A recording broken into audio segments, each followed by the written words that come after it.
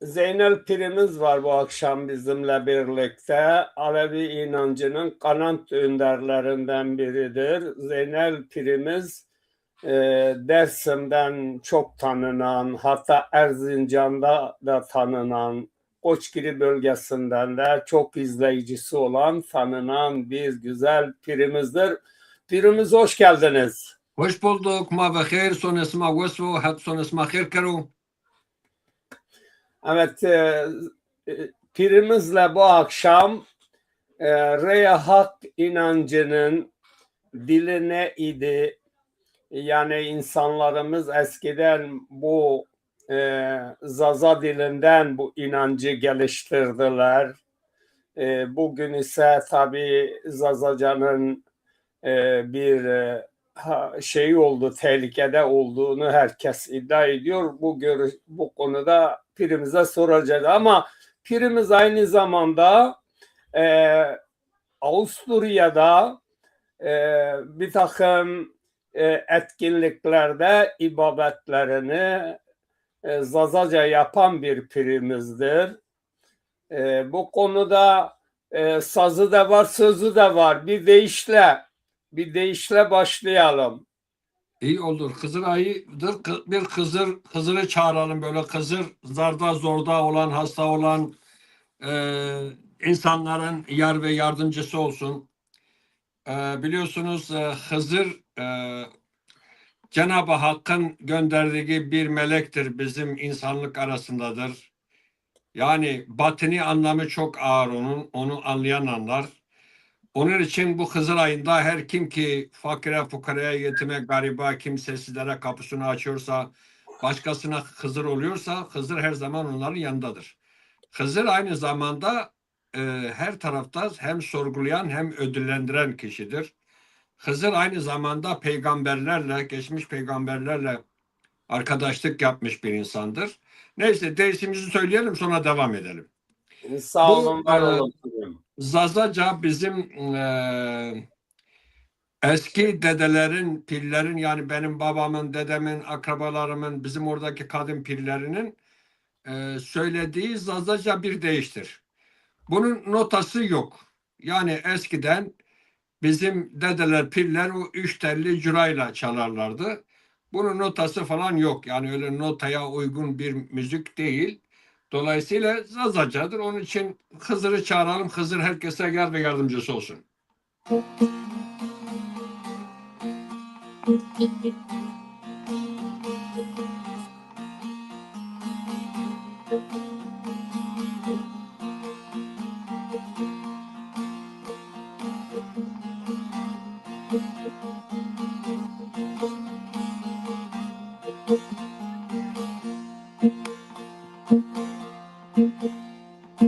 Sano sano sano budala venga haki dano sano sano sano budala venga haki dano Roze Hızır yo Hızır mare meymano Roze Hızır yo Hızır mare meymano Hızır meymane konağı ne pakano Kanka zero musra venga Hızır'ı dano Hızır emrode dinegi dano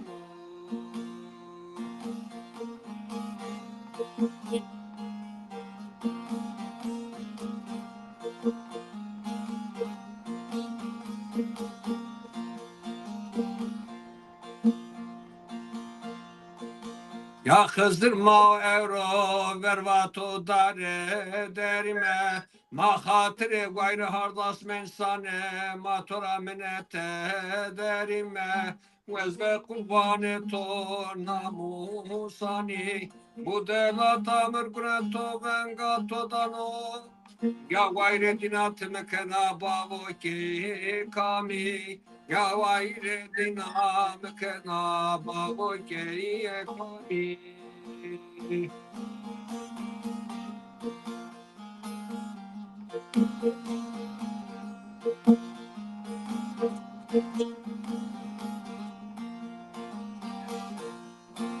Koye düzgün ya verde gedik gavani Sifte bir ay usteras belaya doğani Selam medani verzim kanu terzani Son eseresem o bingöl hemedani Vezben kurgane to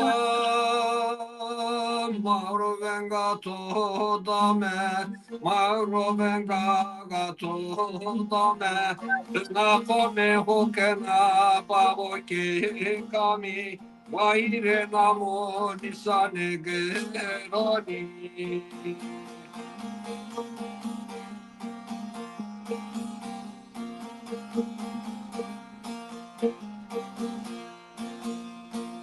Ezber kurbanı tok, kemere tok, zede miselez mustande, babostanı rahmet tok. Kılavuz karke bakısına tuskuna vayro, kılavuz şariko vito, evro havari made bir kanema, tevulken yazu kurban rozunema. Ma hatire Mehmet Mustafa sana hatire Şahin Merdan sana hatire hakikat sana kerek kebesne bengi ma Kılavuz hızri bulus ne beli ma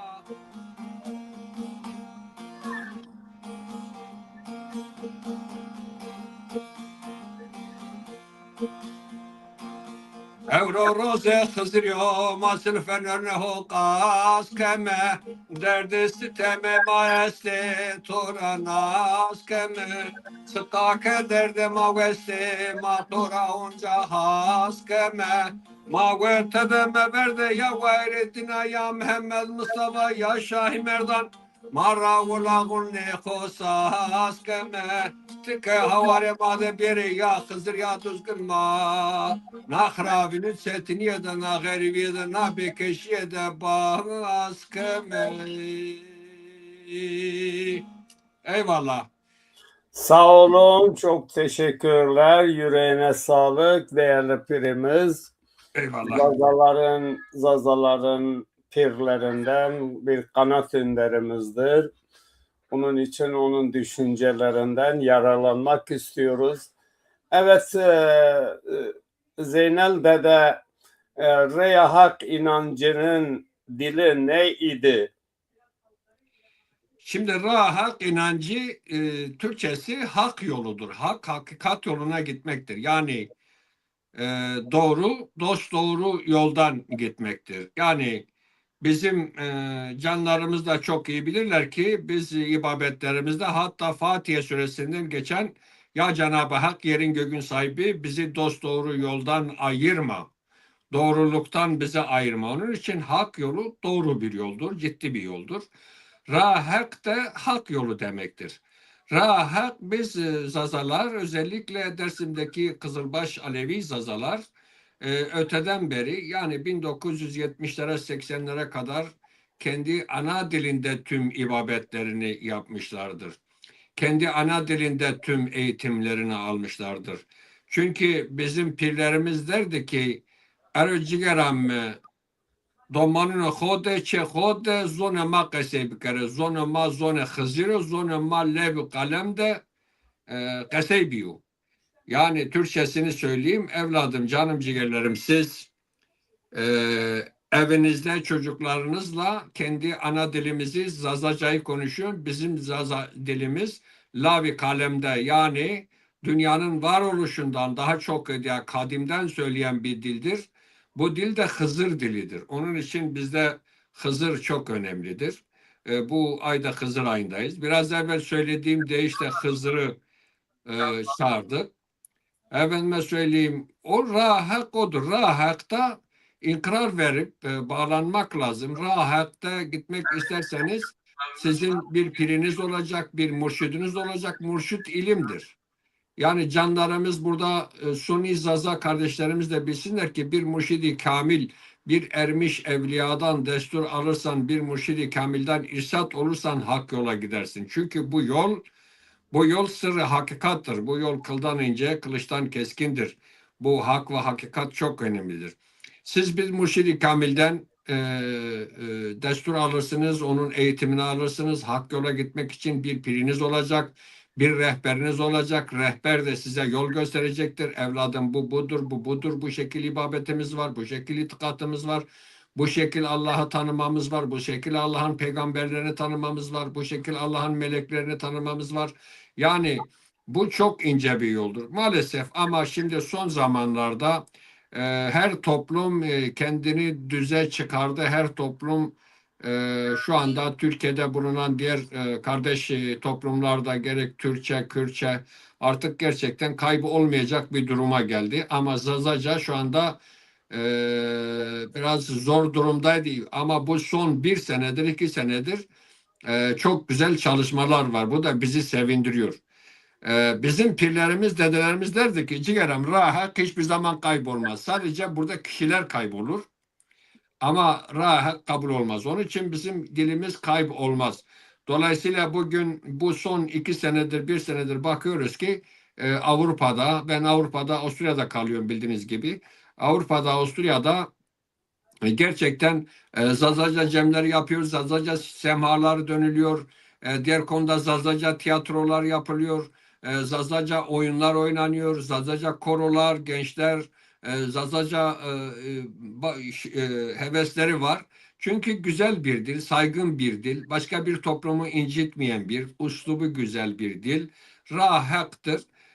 Burada bu rahaka giderken bu rahakta ırk mezhep tanımaz. Yani ben bu mezheptenim, Aleviyim veya Sünniyim veya oyum buyum demez. Burada insan önemlidir. Çünkü Cenab-ı Hakk'ın huzurunda insanlar hepsi eşittir.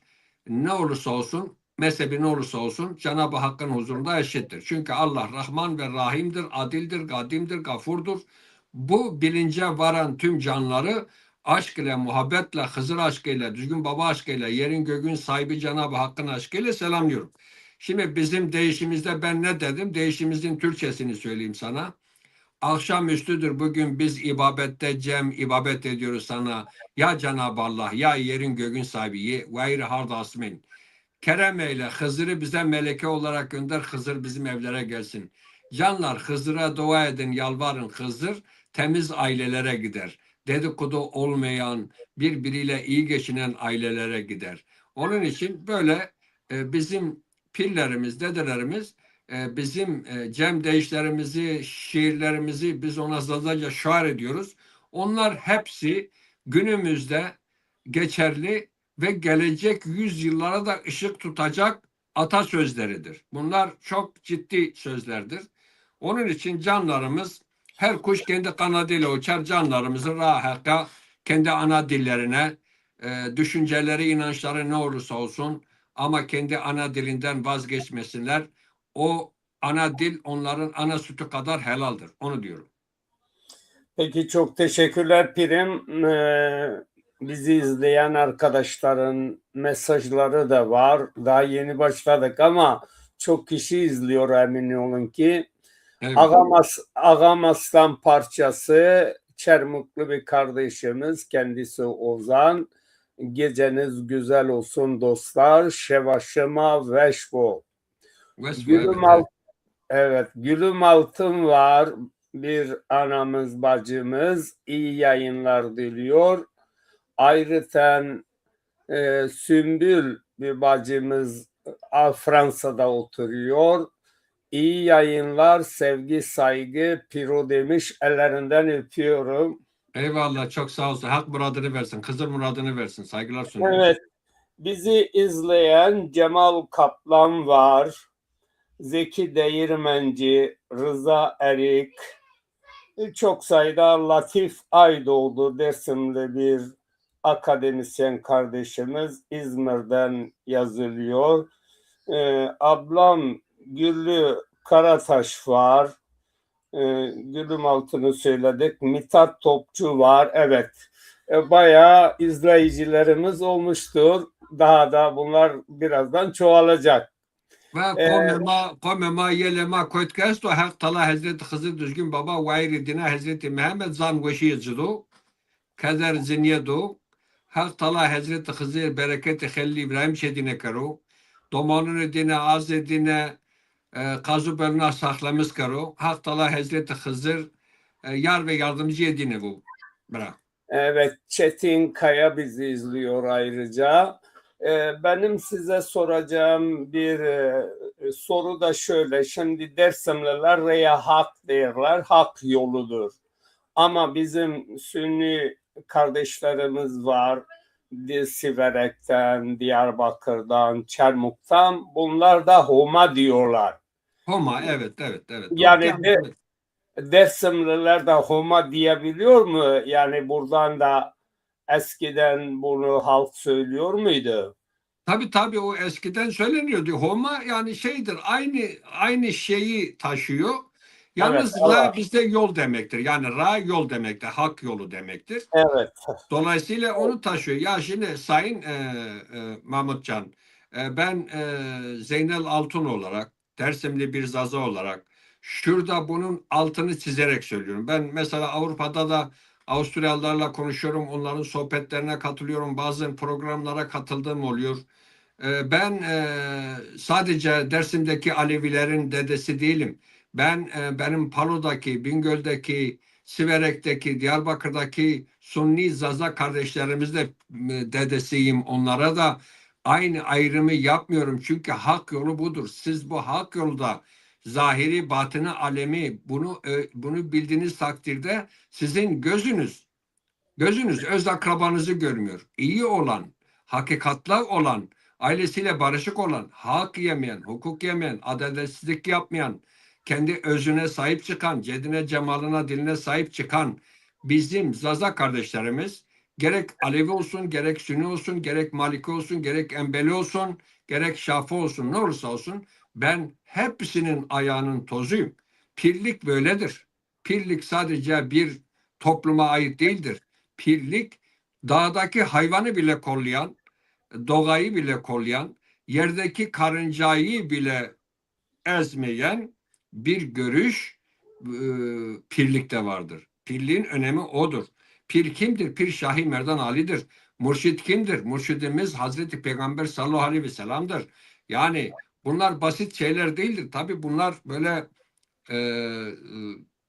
böyleyle geçiştirilemez. Yani burada bir hakikat lazım, burada bir inanç lazım, burada bir batını anlam lazım, burada bir murşidi kamilde yoğurman lazım.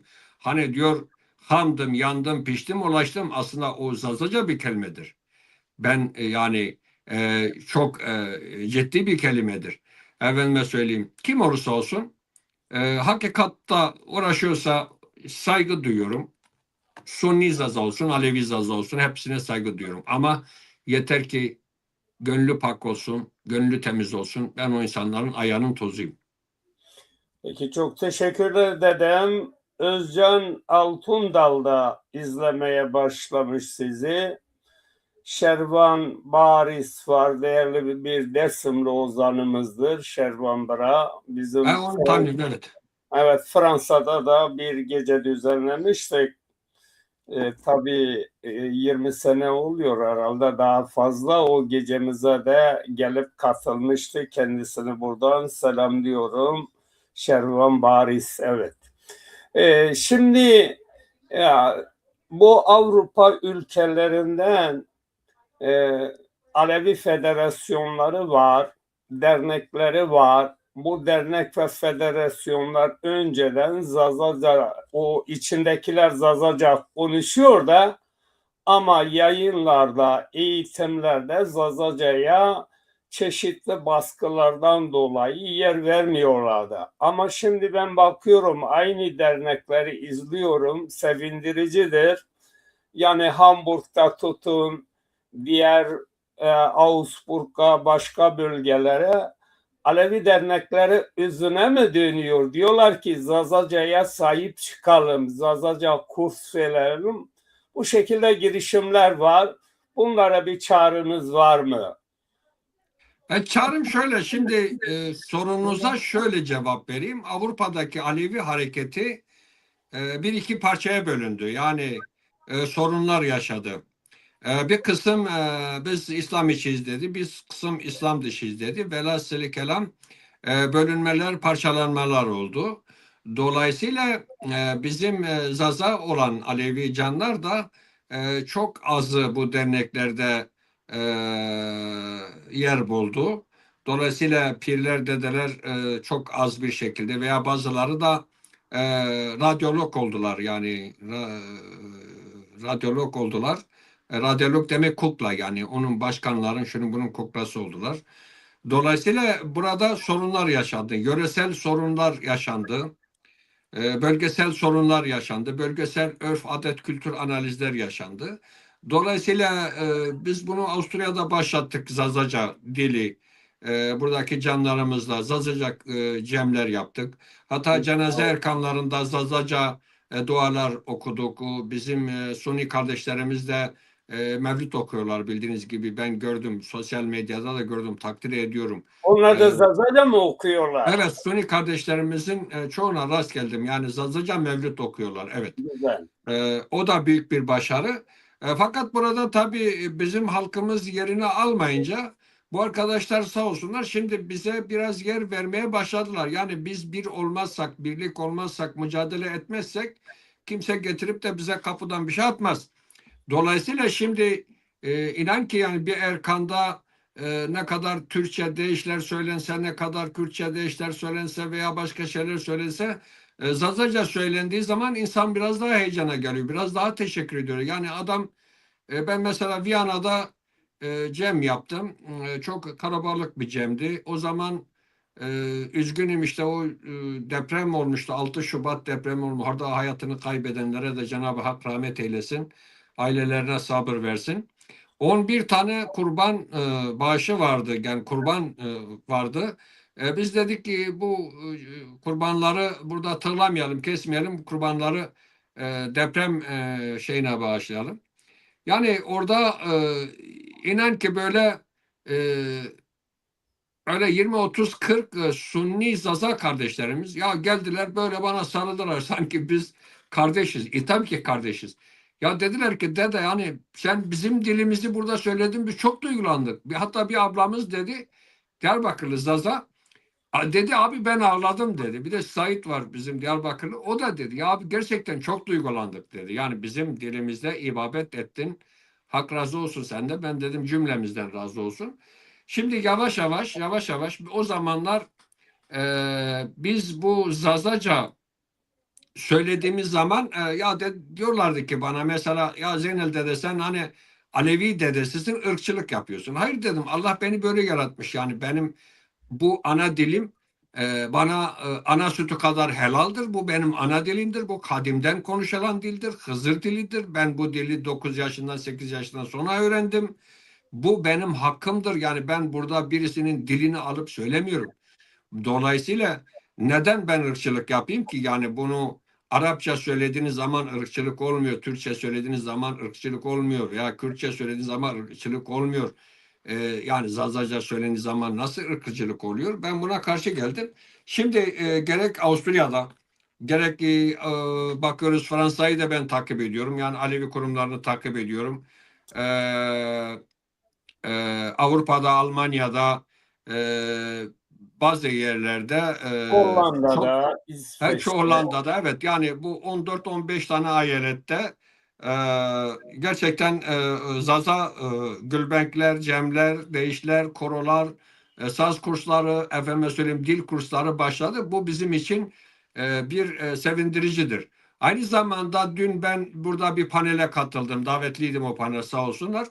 Bizim Konfederasyon Başkanı Sayın Hüseyin Mat vardı. Türkiye Pir Sultan Abdal Dernekleri Başkanı Sayın Cuma Erçe vardı. Orada da ben konuşma hakkı aldım, söyledim. Zaten onlar benim Zazaca cem ibabet yaptığımı çok iyi biliyorlar. Tanıyorlar beni.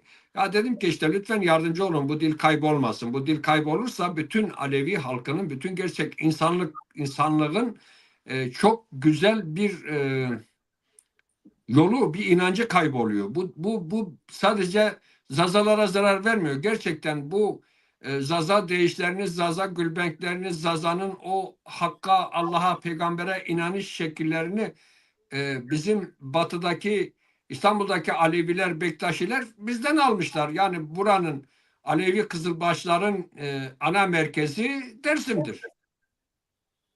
Yani Evet, bunlar mesela Daimi'den tut, Davut Suları'ndan tut, bilmem bu büyük sanatçılardan tut, çoğu bizim Zazaca dilinden alıp Türkçe'ye çevirmişler. evet. Efendim, onun için sağ olsunlar, onlar da dediler ki dede hani biz kendi bölgemizde kurslar var, düzenliyoruz, yardım ediyoruz, destek oluyoruz. Sağ olun dedim. Teşekkür ederim. Öyle bir konuşma geçti aramızda. Peki, çok teşekkür ederim. Latif Aydoğdu, merhaba değerli canlar. Hakkın varlığındaki Selim'in kemale en derin saygılarımla demiş.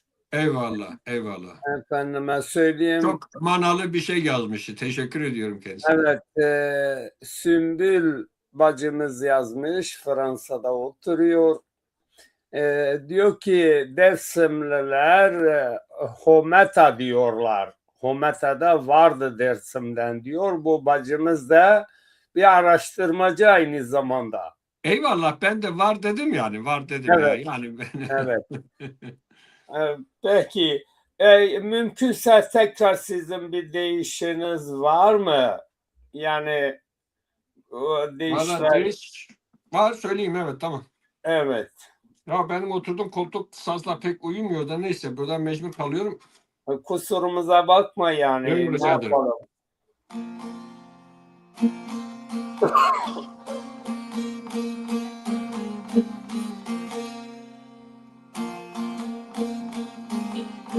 Zone Zazaki, Efendim? Zone Zazaki He, değil. Sazaki ya. Sazaki. Peki, buyurun.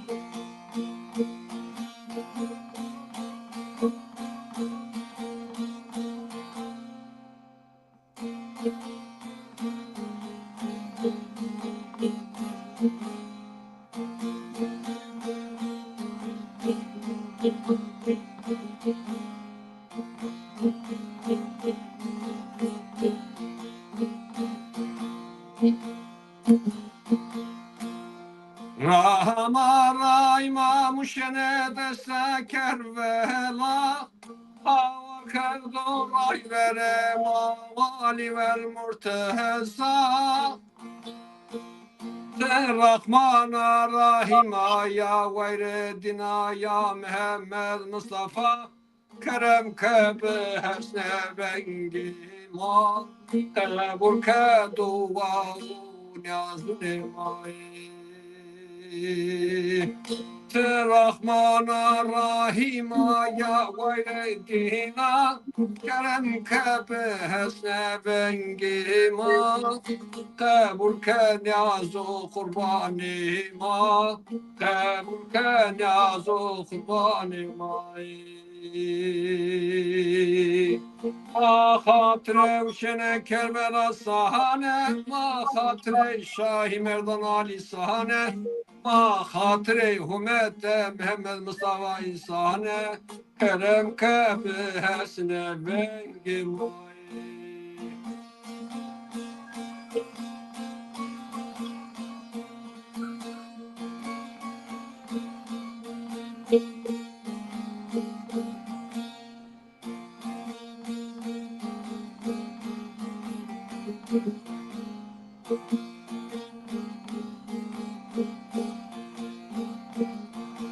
İmam Zeynel Abidin Muhammed Bakır Taze Sarema İmam Cafer Sadık İlmi Musa'yı Verkanema Pir Musa Kazım İmam Rıza Khoresani Kerem Kebe Hesne Vengima Tebul Kenyazu Kurbanima Ma hatire Mehmet sahane, ma hatire Şahi Merdan sahane, ma hatire Gayrettin Asane, kerem kebesine bergimay.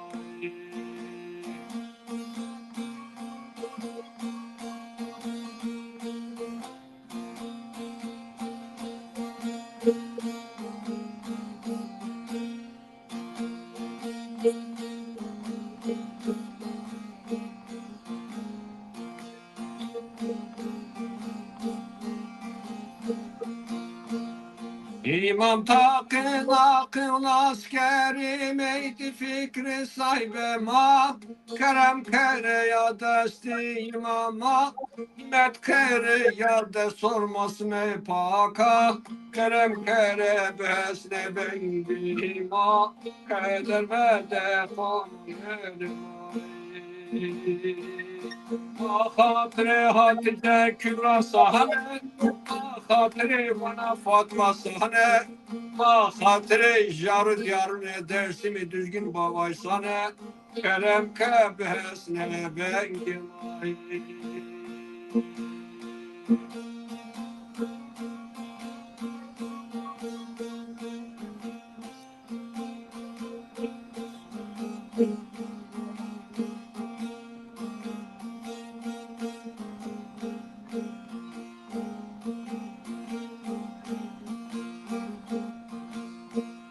Zedeme düzgün baba o kuresi bu delavu da vevsete ve mekane totayma bir eve keve ya kılavze kureşi ya hevsete heve mekane totayma bir keve düzge kamo ketenge dero kılavze hızri burusne deleve Ma hatire kızri gayri sanı klaze burusnele. Eyvallah dede, selamlar, teşekkürler, güzel bir deyiş söylediniz. Metin Altun, hoş geldiniz yayınımıza, Hirama. İyi yayınlar diliyorum Erenler, Metin Altun, eyvallah dede. Eyvallah, eyvallah, eyvallah. Evet, güzel bir... Ben mesajları görmüyorum. Ben mesajları görmüyorum. Sen okursun ya. Ben görmüyorum. Sonradan mesajları silmiyoruz. Sonradan yayından sonra size de paylaştım. Yayından sonra görebilirsiniz. Bizi de tabii eksiklerimiz varsa eleştirebilirsiniz. Sorun yok. Tabii eleştirileri açarız. Yani biz hakikati konuşuyoruz. Kimsenin tavuğuna kış demiyoruz. Bizim adabımız değil. Yani başka toplumları kötülemiyoruz. Başka toplumları şey yapmıyoruz. Bizim için insan insandır. Kim olursa olsun eğer dürüst insansa, ahlaklıysa, temizse, ailesiyle, çoluk çocuğuyla, doğasıyla, komşusuyla geçiniyorsa bizim için hakkın nurudur. Onun mezhebi, dili, bölgesi ne olursa olsun saygı duyarız. Peki, teşekkür ederim. Çünkü biz rahat yolcusuyuz. Yani biz rahat da böyledir. Peki, sağ olun. Hakkın yolu. Halkımızın yolu olsun. Halkın tabii o halkın yoludur. Rahat o halkın yoludur. Yani başka bir halk gelip o yolumuzu almaz. Sadece üzerimizde asimilasyonlar var. Yani maalesef Türkiye'de demokrasi adı altında bunu ben her yerde söylüyorum. Yani demokrasi var, hak var, hukuk var, adalet var. Şimdi Türkiye'deki adalette şöyledir. Mesela ben Zeynel Altun'um. Ben 1958 doğumluyum. Beni tanıyor. Devlet beni tanıyor. Zaza olduğumu da biliyor. Yani beni tanıyor. İstatikte vardır. Ama benim kültürümü, benim inancımı tanımıyor. O sorun oradadır. Yoksa beni tanıyor. Hani Zeynel Altun 1958'de Dersim doğumludur. Falan tarihte askerlik yaptı falan şöyle beni tanıyor. Ama burada sorun ben onların hukukunu tanıyorum. Askerliğimi yapıyorum. Vergimi veriyorum. Kendi vatandaşlık görevini yerine getiriyorum. O beni öyle tanıdığı için. Ama beni sırf bir birey olarak, bir Zeynel Altun olarak tanıyor. Bütün Zaza halkı böyledir. Ama onların kültürleri, dilleri, inanç şekillerini maalesef tanımıyor. Olay orada kaynaklanıyor efendim. Onun için halkımız bu bilince varması lazımdır. Bunu devlet hepimizin devletidir. Hepimiz de burada bedel vermişiz. Benim 2 tane dedem Rus Harbi'nde şehittir. Sen çok iyi biliyorsun. Yani bizim de hakkımız vardır. Pastada pay almak, inançlarımızı, efendime söyleyeyim, Zaza dilinin okullarda, kreşlerde en az belediye marifetinde serbest bırakılması, Turizm Bakanlığı tarafından veya bir herhangi bir bu görevli şeyden pay ayrılıp burada Zaza diline önem verilmesi, bir resmi uyduda Türkiye Cumhuriyeti'nde bir Zaza televizyonunun devamlı 24 saat görev yapması önemlidir. Bunu sayın devlet büyüklerinden arz ve rica ediyoruz yani. Bu bizim hakkımız yani. Peki dede, şimdi işte Avrupa'da Zazaca konuşan kardeşlerimiz, abilerimiz, dostlarımız Zazaca eğitim istiyorlar. Hatta Almanya'nın da birkaç yerinden Alman devleti Zazaca ders veriyor. Eyvallah. Şimdi, Evet, evet, evet. evet, bunu tabii Metin şeyde Hakkı Çimen'e de burada selam olsun. Onun da girişimleri var bu konuda. Başka arkadaşlar gibi.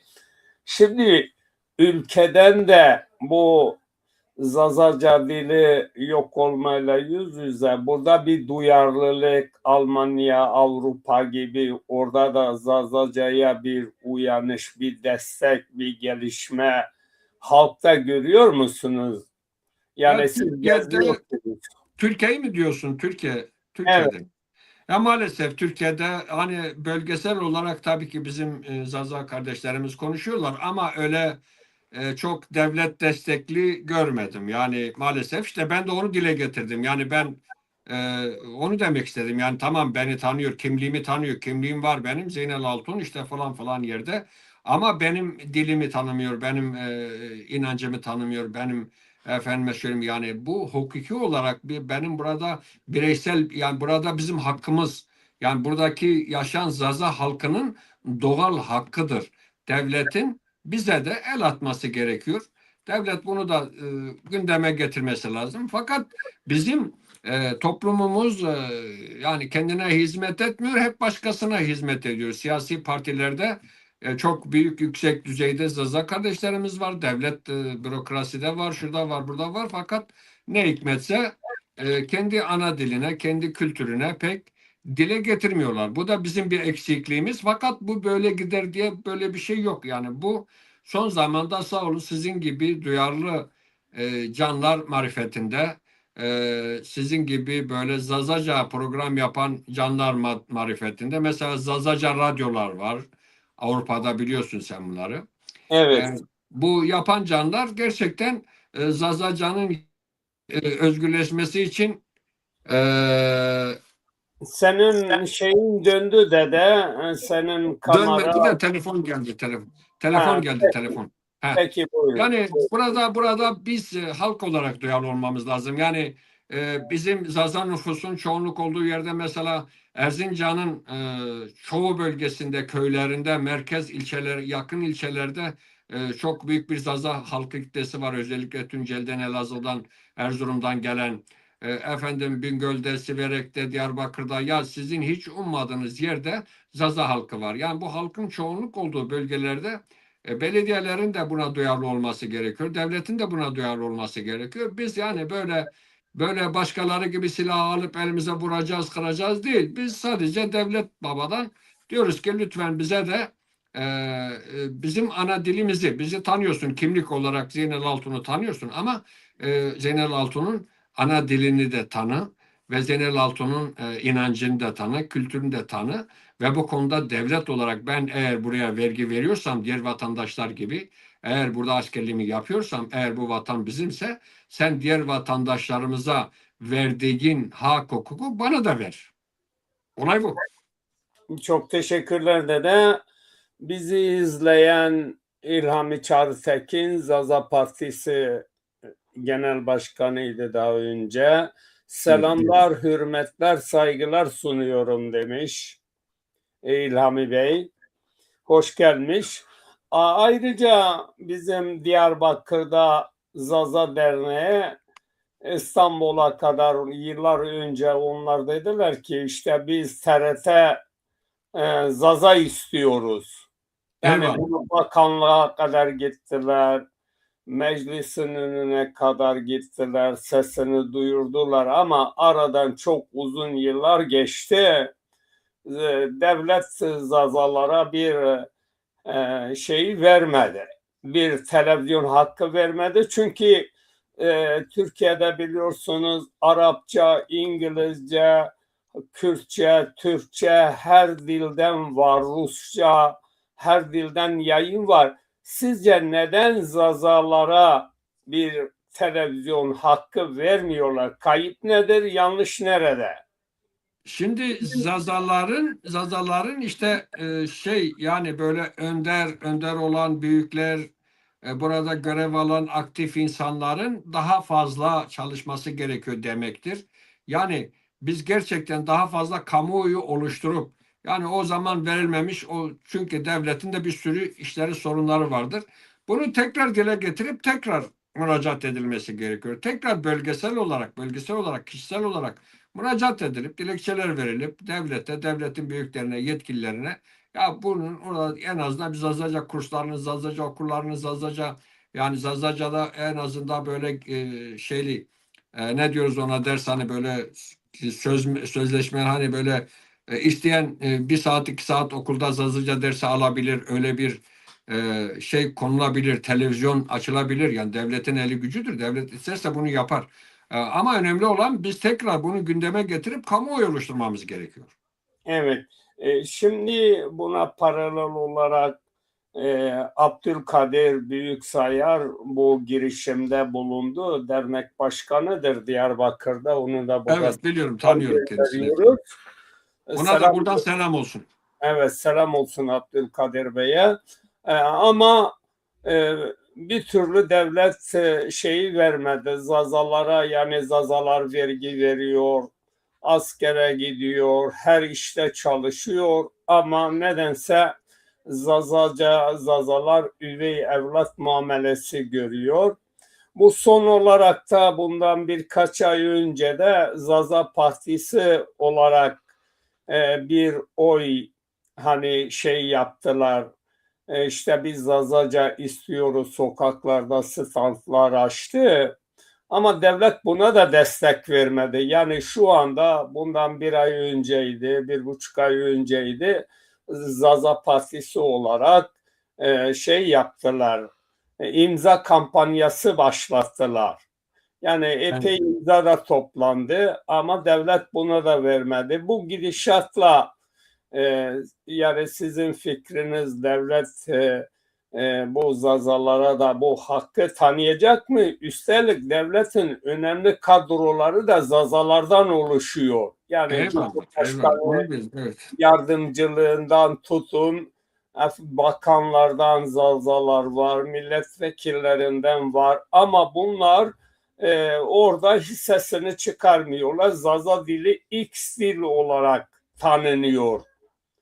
Yani neden bu imza kampanyasına kimse destek de vermedi, devlet de buna bir şey vermedi ama başkaları diyor ki işte bu zazacılığın ortaya çıkması bu devlet işi diyor. Bir de iftira atıyorlar.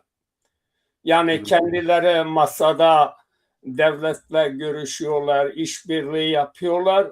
Onlar hepsi güzel çocuklar ama Zazalar hak istediğiniz Zazalar kötü çocuk oluyor. Yani bizim suçumuz ne burada? Ya yok öyle, yani ben öyle görmüyorum. Şöyle görüyorum. Yani ben şu anda, yani şöyle bir misal vereyim. Ben şu anda Türkiye Buyurun. Cumhuriyeti'nin Türkiye Cumhuriyeti'nin en yetkili kişisi olsam şu anda, ben de Zazaları kulak ardı yaparım. Çünkü biz ses getirmiyoruz. Yani biz evvela kendimize bakalım. Yani şimdi 5-10 tane imza kampanyasıyla, 1-2 tane 3 tane stand açmakla devlet seni duymuyor ki kardeşim. Devletin kulağı her tarafta olmaz ki. Bu bölgesel olarak çok büyük kamuoyu oluşturmamız gerekiyor. Hem Avrupa'da, hem Türkiye'de, hem şurada devletten diyelim ki kardeşim böyle böyle bizim hakkımızı ver. O zaman ses getirecek ki bunu kanallar diyecek ki, işte diyecek, Diyarbakır'da bu kadar kişi yürüdü. Dersim'de bu kadar kişi yürüdü. Siverek'te bu kadar kişi yürüdü. Avrupa'da bu kadar kişi yürüdü. Zaza dilleri haktır. Bu Zaza dilin verilmesi. O gündeme gelmedi ki, geldi mi? Hiç, kamuoyunda hiç gündeme gelmedi. Ama ben sen yapıyoruz. Bu bizimle olmuyor. Halkla oluyor. Evet. Ben öyle Şimdi şey yapıyorum yani. Öyle peki, çok yani. teşekkür ederim. Bizi Talişli kardeşlerimizden bir tane bilim adamı Hilal Mehmetov da izliyor. Yani sadece bizim Zazalar değil, dışarıdan da Talış gibi kardeşlerimiz var. Onlar da yayınımızı destekliyorlar, izliyorlar, yayınımıza beğenme koyuyorlar. Evet, şimdi yani yurt içi ile yurt dışı arasında siz diyorsunuz ki haklı olarak tabii Zazalar önce bir güç birliğine gitmelidir. Bu gücünü nasıl istiyor? Yani bunlar mitingler yapmalı mıdır?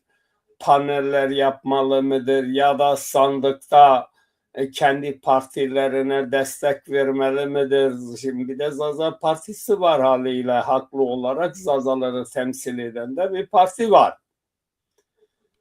Ya şimdi yani Zaza Partisi'nin yönetiminden genel başkanına kadar oradaki kişilerin gerçekten halkla ayakları olması lazım. Halktan kopuk olmayan insanlar olması gerekiyor.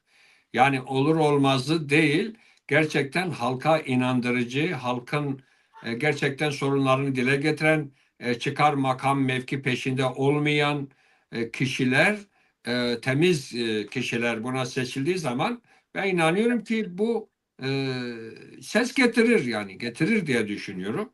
Efendime söyleyeyim, yani partinin dışında da böyle sivil toplum kurumlarının demokratik hakları, yani biz kalkıp demiyoruz ki ya işte vuralım kıralım böyle yapalım şöyle yapalım, biz karıncayı da incitmeyiz yani.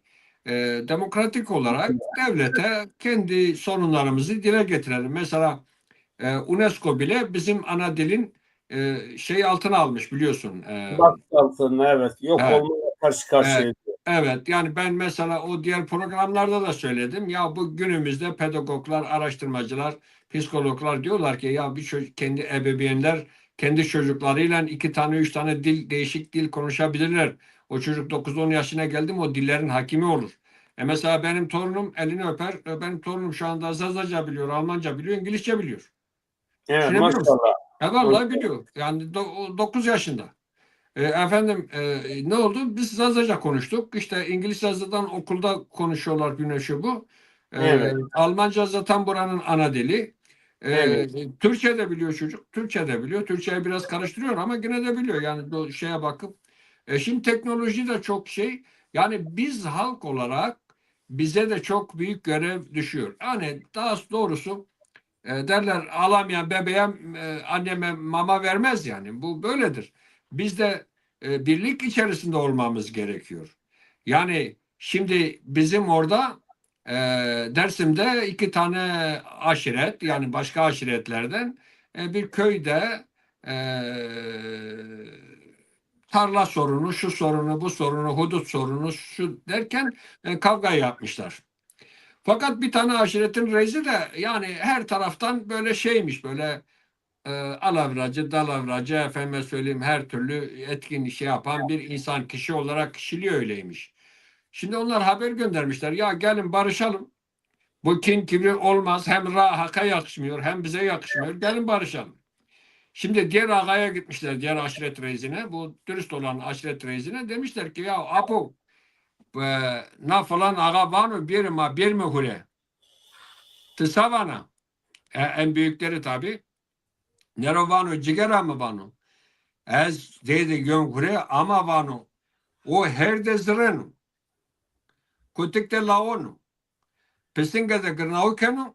Ve de zronu ma sütü neyde güvenmiş bir şeydi yine neydi haşfine.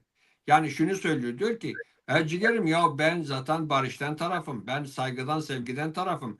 Ama bu karşımızdaki kişi eşekle zırlıyor. Köpekle havlıyor.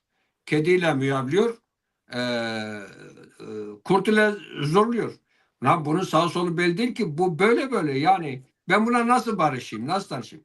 Şimdi burada aktif olan canlarımız gerçekten Zazıca kendi özünü, soyunu, geçmişini, geleceğini bilip aydınlık altına almak alan canlarının şeffaf, sağlam, dürüst, halkla ilişkilerde halkın tarafında beğenilen, mutavazi, düzgün kişiler olursa bu halk gelir.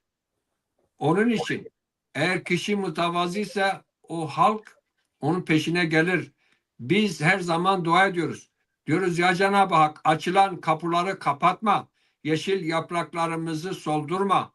Yani bir kapıyı ben size bir gelip çok affedersin yanlış yaptığım zaman siz kapıyı bana kapatıyorsunuz. Ben bir daha o kapıyı açamıyorum. Biz diyoruz ki kapılarımızı kapatmadan açılan kapılarımız kapanmasın. Efendime söyleyeyim gönlümüz solmasın, hak birliğimiz olsun. Gerçekler gönlümüzde olsun, birlik olsun ki bu sorun çözülsün efendim. Böyle yani benim söyleyeceğim bu tabii. Bunun daha güzel analizini profesörlerimiz var, araştırmacılarımız var, pedagoglarımız var. Daha güzel anlatırlar. Ama ben budala bir adamım. Ben budala yani budalanın Türkçesi delidir. Deliyim ben. Öyle demesem bizim Avrupa'da bir kanat önderimizsin. Bütün Eyvallah ben yok Ale, ben öyle şey ben. yok pazarlık yapalım bari. Yani bizim kalbimizde yaşıyorsun çünkü Avrupa'daki Alevi Zazalar olsun, Sünni Zaza kardeşlerimiz olsun. Bunlar hepsi sizi seviyorlar. Böyle bir seçim Çok sağ olursa, olsunlar. Sağ olsunlar. böyle bir seçimde olursa bir referandum senin kazanacağından eminim. Yok ben seçime girmem. Ben budalayım. Ben böyle tamırımı alırım. Giderim. Bizim abu ecdatımızdan bu yana kadar hiçbir zaman makam, mevki bize yakışmıyor. Bizim benim pirim Seykazi diyor dersimde Seykazi. Arovanu zalim mahatanka peye keşte bine keşniknito. Ma sıkırramito oçinto ma hore ra herde tamırzinito. Yani diyor ki biz diyor kimsenin malına, mülkünde gözümüz yok. Kimsenin makamında gözümüz yok diyor. Biz hak yolunda çalışmışız. Bu cürayı çalmışız diyor, çalıyoruz diyor. Hiç kimsenin arkasında da kaypaklık yapmadık diyor. Biz hak yolu için bunu yapıyoruz. Biz hakikatçiyiz. Ben yani gerçekten yani onun için böyle gariban kaldım. Garibanı da çok seviyorum. Yani mutluyum. Allah'a çok şükür. Budalayım. Budala her zaman mutlu olur. Yani budala deli demek değildir. Biraz daha şey onu anlayan anlar. Ben o aşkın o yolun budalasıyım. Evet, çok teşekkür ederim pirimiz. Bizi izleyen yeni gelen bir kardeşimiz var. Celal Yıldız, Heramabra. O da bizi izliyorlar. Almanya'dadır kendisi Hannover tarafından. Eyvallah. Evet, bu Avrupa'daki bu Zaza uyanışı e, Türkiye'deki Zazaları etkiliyor mu?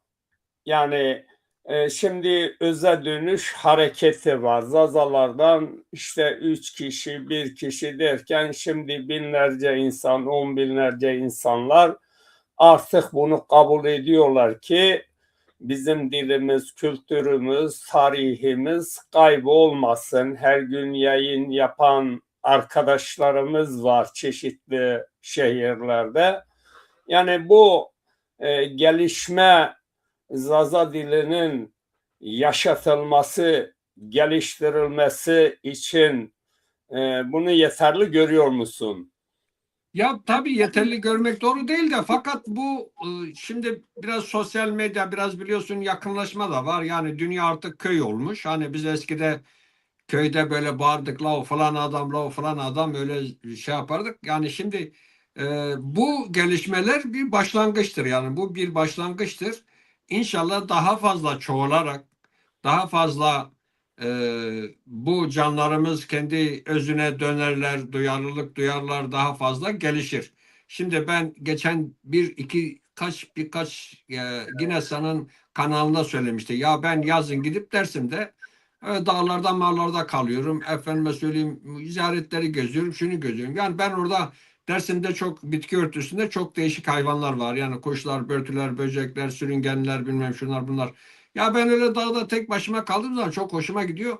Ya bakıyorum oradaki hayvanlar kendi soylarının tükenmemesi için o doğada çok büyük mücadele veriyor. Ya ben dedim ya Cenab-ı Hak Teala biz kendi elimizde teknoloji var, telefon var. Her tarafa konuşabiliyoruz, her tarafa konuşabiliyoruz. Biz kendi ana dilimiz kayboluyor. Buna duyarlı değiliz. Yani bu hayvan kendi soyu tükeniyor, duyarlılık gösteriyor. Yani mücadele ediyor doğayla. Onun için canlarımızın mücadelesi çok önemlidir. Evet. Duyarlılığı çok önemlidir. Ama bizim Alevilerden fazla Sunni kardeşlerimiz, Sunni Zaza kardeşlerimiz daha duyarlıdır. Onları o konuda da takdir ediyorum. Yani onların mesela burada birkaç yerde misafir oldum. Ya çocukları çok güzel Zazaca konuşuyor. Ben çok mutlu ettim. Bizim bazı dersimler de şunu söylüyor. Ya efendim diyor, bu Paloluların işte Sivereklerin şunların bunların konuştuğu Zazaca anlamıyoruz.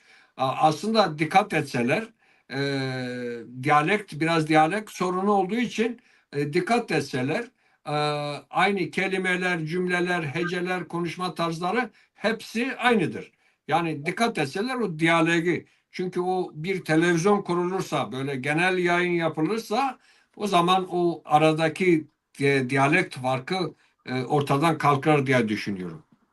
Ben Çok mesela Diyarbakırlı'nın, Siverekli'nin, Palo'nun konuştuğu Zazaca'yı çok iyi anlıyorum. Çok iyi idrak ediyorum. Yani ama bazı canlarımız demek ki zayıf oldukları için ya diyor anlamıyoruz, bu başka bildir. Ya hayır, biraz Zazaca vano so be yeno konuşuyor adam.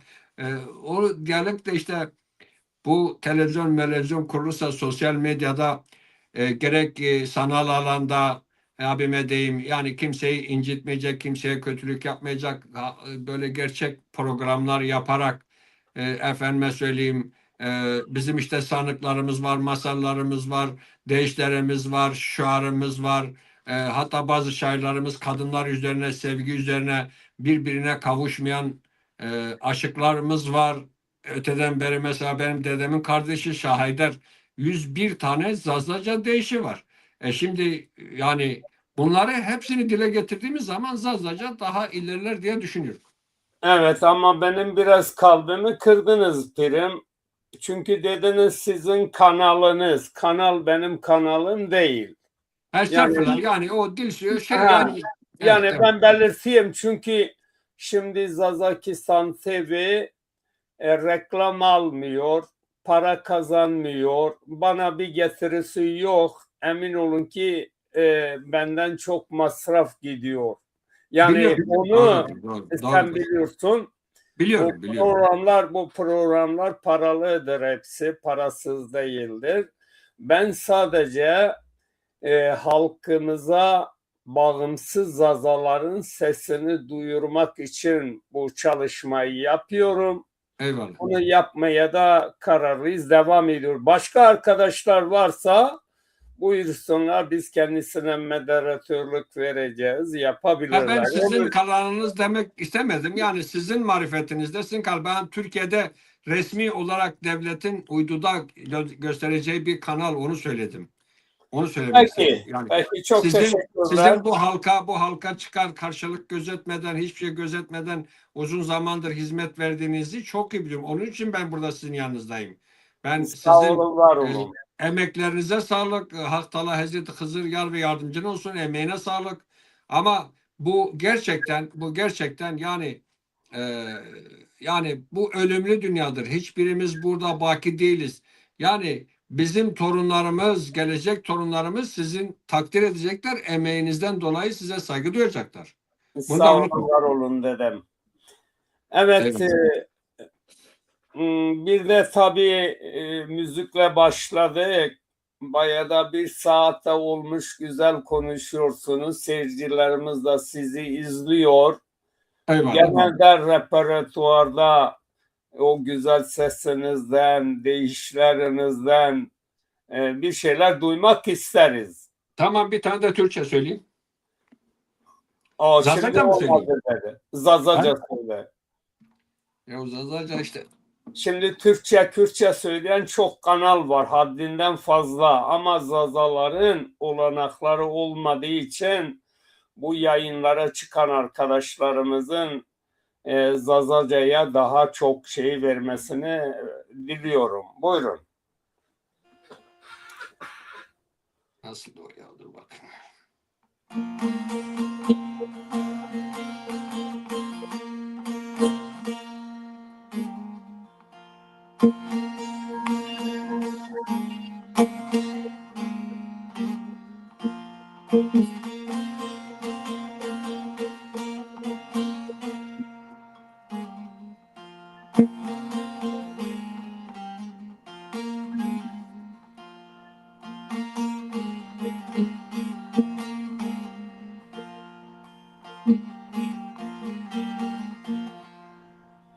Evro seva yeni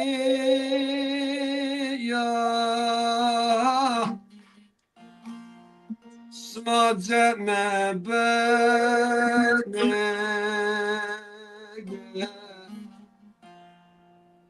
Evro roze khziro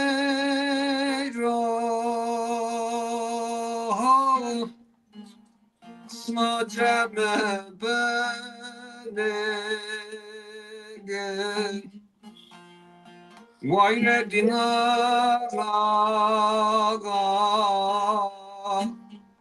Sever ahiretna Sever ahiretna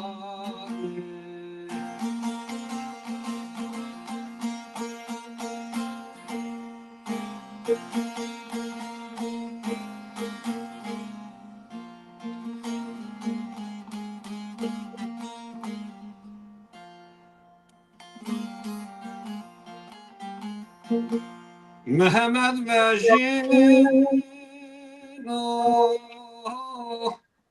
Oliverogo Oli Mehmet Divan esma kabul kerogo Havare mane Kızraca serke berogo Havare madege Vayr klaus bero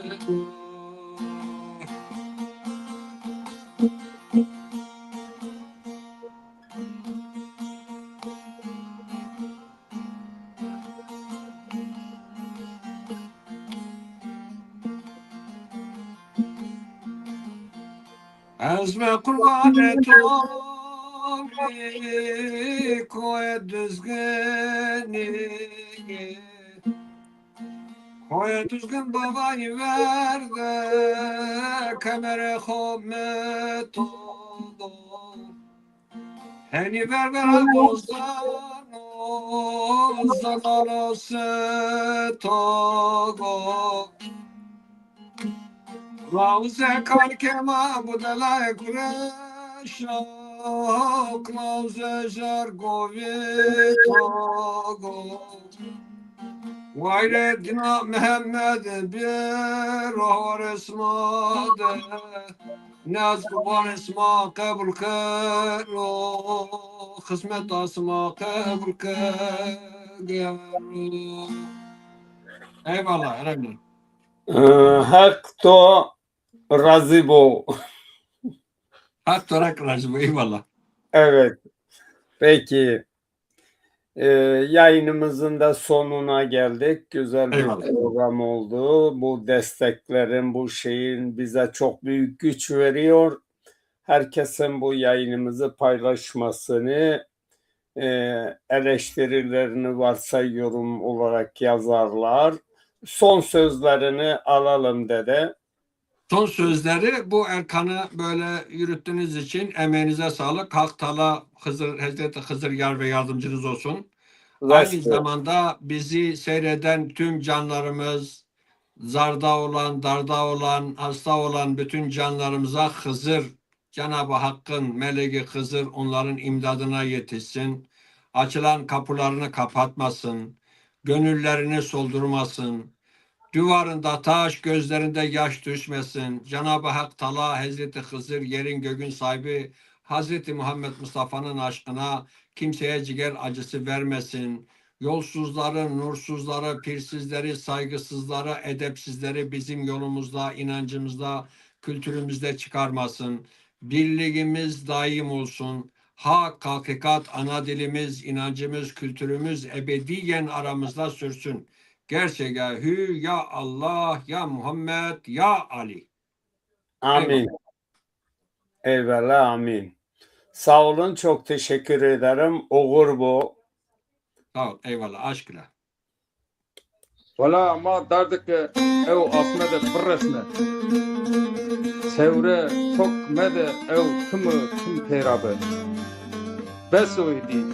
Tek seya sevudi mevinde.